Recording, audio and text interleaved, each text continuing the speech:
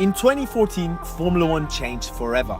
That season introduced the most complex and controversial power units the sport has ever seen, the V6 turbo hybrids. At the time, many fans hated them. They were quieter, heavier, and radically more technical. But over the next decade, those engines defined an era. They turned F1 into a hybrid proving ground, attracted new manufacturers, and gave birth to one of the most dominant stretches in the sport's history, the Mercedes era. Now in 2026, Formula One is doing it all over again. Only this time, it's even bigger. F1 cars will soon be powered by 50% electricity. The batteries will be just as important as the engine. Overtaking will no longer rely on DRS tricks, but on energy allocation. And the drivers may be forced down to downshift at full throttle just to keep their car alive. This is more than just a new era. It's a high-stakes experiment in redefining what an F1 car is. So what's changing, and why is it so radical? And why are even some of the sport's top drivers, including Max Verstappen, genuinely concerned? Let's break it all down.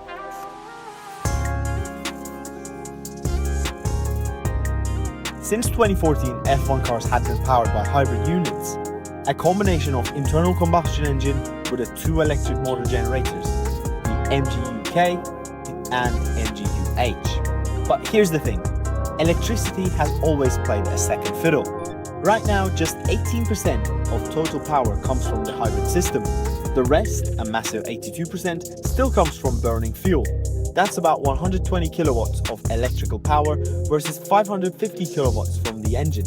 The electric systems helped, but they were never essential. That changes in 2026. F1 is mandating a 50-50 split between combustion and electrical power. That means both parts of the power unit, the engine and the battery system, will need to carry equal weight. The shift is not theoretical. The numbers are extreme. The engine power will drop from 550 kilowatts to just 400 kilowatts. The MGU-K will jump from 120 kilowatts to 350 kilowatts. That reduces the performance gap from combustion and the battery from 400 horsepower to just 67. This is not an evolution, it's a structural overhaul. Why is F1 doing this? There are two big reasons. First, sustainability. F1 has pledged to be carbon neutral by 2030. It's already introduced biofuels, tighter freight emissions, and sustainable initiatives across its calendar. Second, relevance. In road car world, internal combustion is dying. The rise of EVs is reshaping how automakers think about performance, efficiency, and R&D. F1 wants to stay connected to the real world, and that means proving that electrified combustion still has a future. By going 50-50, F1 hopes to create a technical package that pushes efficiency forward, attracts new manufacturers like Ford and GM, and keeps the racing fast without going full electric. But there is a cost. In today's F1, the battery is important, but not essential. If it fails, a driver can still limp home. Example, in Monaco 2018, Daniel Ricciardo's MGU-K failed early in the race. He lost about 20% of his power, but through clever driving and Monaco's tight layout, he still won. That won't be possible in 2026. Lose your battery system in the new era, you're finished. Half of the power is gone. You won't be able to defend on the straights.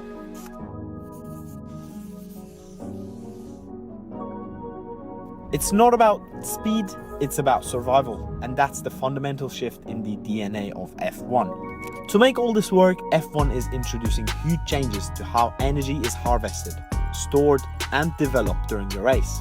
Let's talk about energy harvesting first. Right now, the car can only recover 2 megajoules of energy per lap on the braking.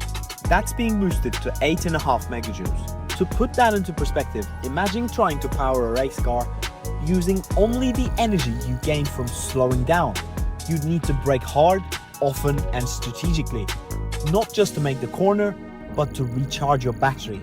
And with MGU-H being removed, the component that harvested energy from the turbo's heat, the car will rely exclusively on kinetic energy. This means teams will redesign their driving strategies entirely. Expect to see new braking techniques, mid-corner regen, lower gears used in unusual places, even the racing lines might change. as the drivers searched for the best spots to recharge. All this came to a head in mid-2023. Max Verstappen, already a 3-time world champion, tested 2026 simulation at Monza. His feedback? Startling. If you go flat out on the straights, you have to downshift flat out because that's faster. That's right. In the simulation, once the battery was drained, the car couldn't maintain the speed in top gear. So the system told Verstappen to drop a gear while he was still at full throttle. That might work in a simulator, but on a real racetrack, it's mechanical abuse. It goes against everything the drivers are trained to do. And if that becomes the standard, F1's fastest tracks could start to feel broken. The FIA took notice. Instead of electrical power just disappearing when the battery hits zero, they've introduced a power ramp down system. Here's how it works. At high demand tracks like Spa or Monza, the power will fade at 50 kilowatts per second. So it will take 7 seconds to go from 350 kilowatts to zero. At other circuits, the fade is 100 kilowatts per second, meaning a 3.5 second drain. This gives drivers a warning, time to react before the power fully cuts. It also smooths out the performance drop and removes the extreme cliff Verstappen experienced in the sim. But the problem isn't gone, it's just better hidden.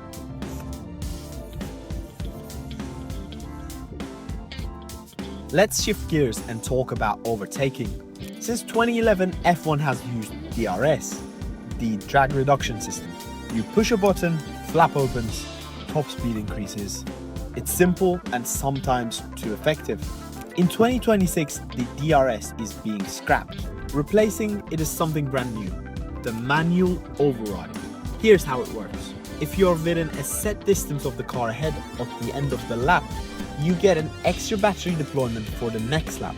You can activate it at any time, anywhere on the circuit, as long as you're on full throttle. But once you activate it, your energy starts draining, and once it's gone, it is gone. So the drivers will need to think carefully. Do you use it at turn 1 to launch an attack, or save it for the end of the lap to defend? It introduces a real tactical depth, a chess match at 350 kilometers an hour. It also could fix one of the sport's biggest complaints, predictable and boring overtakes. With all the focus on energy, the corners will feel different too. Since the MGUH is gone, the only way to recharge the battery is through braking and resistance. And this leads to strange behavior. Drivers may now be instructed to rev the engine in low gears mid-corner, not to accelerate, but to charge the battery, especially in slow speed sections like Monaco's lowest hairpin or Singapore's twisty Sector 3. It's like turning the engine to a power generator. As Adrian Newey put it, the prospect of the engine working hard in the middle of the lowest hairpin, it's going to take some getting used to. We may even see cars behave differently acoustically, louder in places they used to be quiet.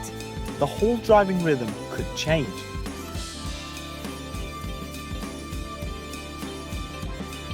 Among all these power changes, one thing is flying under the radar: fuel.